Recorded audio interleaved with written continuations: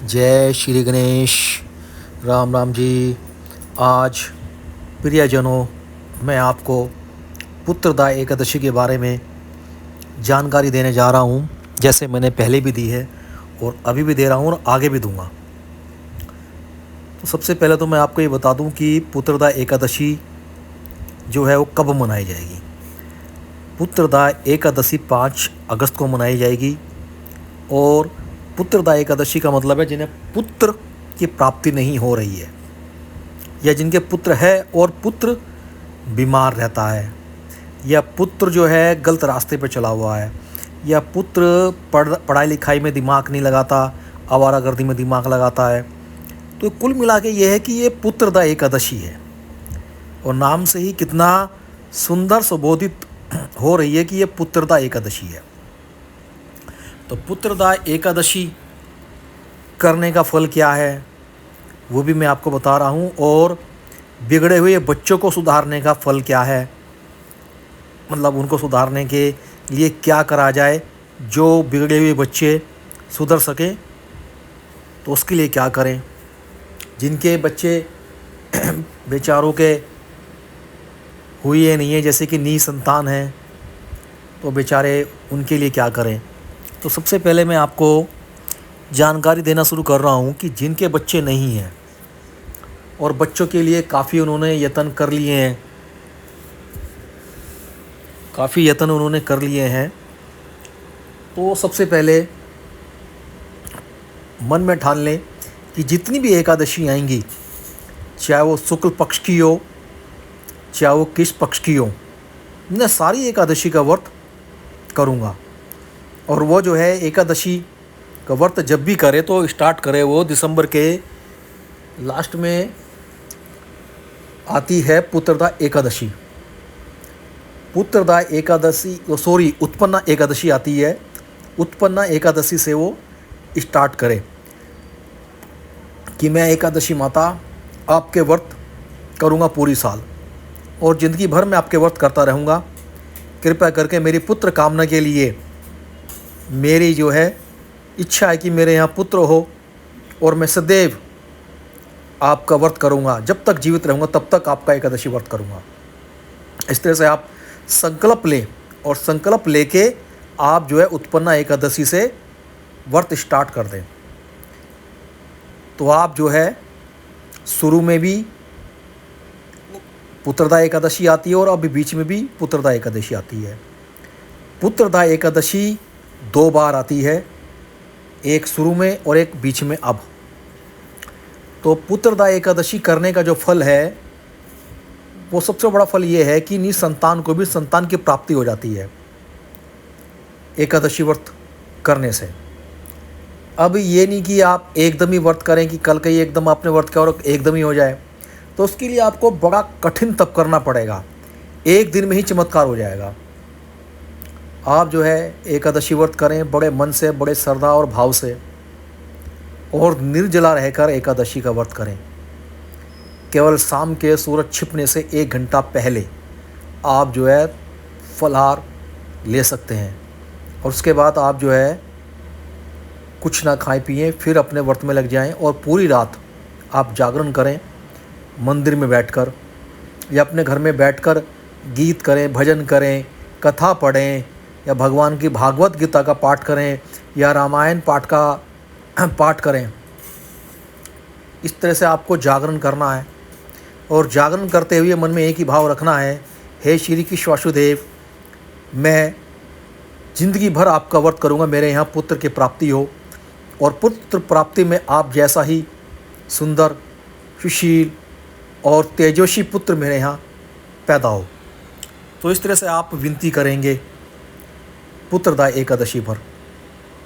पुत्रदा एकादशी पे आप जो है एक चीज़ मन में और ठान लें, एक लड्डू गोपाल की एक छोटी सी 0 साइज़ की या उससे थोड़ी बड़ी, जैसी आपको अच्छा लगे श्रद्धा भाव के साथ, आप जो है बाज़ार से एक पीतल का लड्डू गोपाल ज़रूर लेके आएँ और प्योर पीतल होना चाहिए, प्योर पीतल बिल्कुल। या सोचे जी मेरे पास तो पैसा है, मैं तो सोने की खरीद लूँगा या चांदी की, ना आपको सोने की लेनी है ना आपको चांदी की लेनी है। सिर्फ आपको प्योर पीतल धातु में आपको जो है लड्डू गोपाल की मूर्ति अपने घर में लेके आनी है और एकादशी के दिन लेके आनी है, या आप पूर्णिमा के दिन भी लेके आ सकते हैं पूर्णिमा को। तो ये तिथि ऐसी हैं, दोनों तिथि आप जो है लड्डू गोपाल को लेके आएँ और आप हो सके तो लड्डू गोपाल को ख़रीद के ना लाएं। अगर आप मियाँ बीवी दोनों हैं और आपके घर में आपके माता पिता हैं तो आप अपने माता पिता से कहें कि हमें लड्डू गोपाल की पीतल की मूर्ति खरीद के दें, वो आपको भेंट करें। या माता पिता नहीं हैं, माता है तो माता करें, पिता है तो पिता करें, दोनों में कोई एक हो तो वो करें।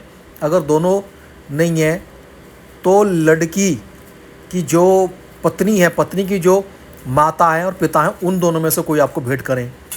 अगर उसके माता पिता भी लड़की के ज़िंदा नहीं है तो आप जो है घर में बड़ा भाई हो, भाभी हो, वो आपको गिफ्ट करें। या मतलब कोई भी रिश्ते में ऐसा हो जिसे आप मान सम्मान मानते हो और आपका बड़ा हो। अगर बड़ा ना हो तो छोटे से भी आप जो है ले सकते हैं, लेकिन वो आपको भेंट करे खरीद के।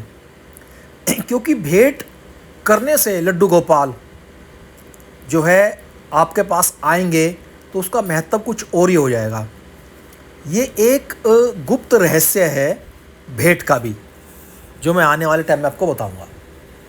तो खरीद के ना लाके आप जो है किसी से भी गिफ्ट लें, और गिफ्ट लाई हुई है लड्डू गोपाल को अपने घर में रखें। कोशिश सबसे पहले यही करें कि आपके माता पिता दें, या आपके भाई बंधु, आपकी भाभी या आपकी बहन हो तो बहुत अच्छा। अगर बहन के माध्यम से या माता पिता के माध्यम से आपको मिल जाए लड्डू गोपाल भेंट में तो बहुत ही उत्तम है। तो आप जो है अपनी बड़ी बहन से, छोटी बहन से लड्डू गोपाल भेंट लेकर अपने घर में लाएं, उन्हें स्थापित करें और फिर उनकी पूजा शुरू कर दें। डेली उनको नहाना धोना नहलाना, मतलब सारे काम जो नित्य कर्म जैसे आप करते हैं वही आप उनके करने शुरू कर दें। उनको सुंदर सुंदर कपड़े पहनाएं, उनकी बांसुरी को सजाएं, उनके बालों को सजाएं, उनके मुकुट को सजाएं, और आप उनकी कंटिन्यू सेवा करते रहें। फिर उनको डेली भोग लगाएं। आप जो है मिश्री का भोग लगाएं।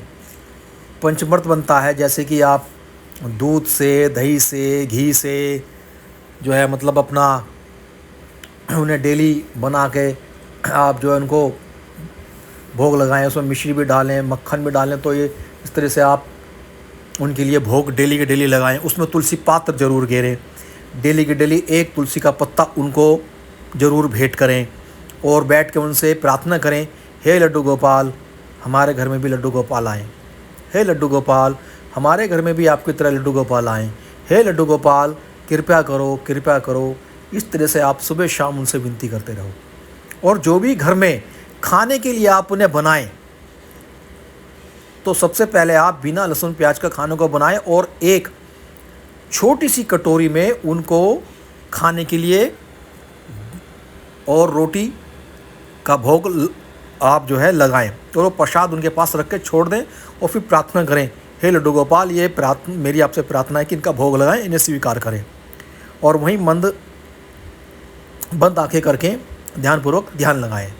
फिर थोड़ी देर बाद उस प्रसाद को दोनों मियाँ बीवी में से कोई भी उसको खा लें।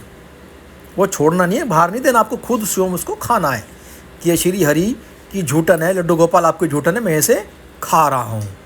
तो इस तरह से आप खाएं और प्रसाद का भोग लें, और फिर आप देखें आपके चमत्कार ज़रूर होगा। निज संतान को संतान की प्राप्ति जरूर होगी। और शेष जो बातें जिनके एक बच्चे कहना नहीं मानते हैं उनके लिए मैं आगे बताऊंगा, क्योंकि इसमें जो है समय बहुत कम रह गया है, क्योंकि इससे ज़्यादा मेरे फ़ोन में रिकॉर्डिंग होती नहीं है। तो मैं आपको कल दोबारा नेक्स्ट पार्ट में मैं आपको दूसरे पार्ट में मैं घेरूँगा। ये पार्ट 1 है, मैं पार्ट 2 में घेरूँगा जिनके बच्चे बिगड़े हुए हैं और बच्चों को कैसे सुधारें और बच्चों के लिए क्या करें, जिस तरह से वो शुद्ध कर्म करें, अच्छे कर्म करें, उसकी जानकारी मैं आपको दूसरे पार्ट में दूंगा। ये पार्ट 1 है। इस पार्ट में आप इतना ही देखें, इतना ही सुने और ध्यानपूर्वक इन बातों को याद करें। जय श्री कृष्णा, जय श्री राम। हरे राम राम राम हरे हरे, हरे कृष्ण कृष्ण कृष्ण हरे हरे।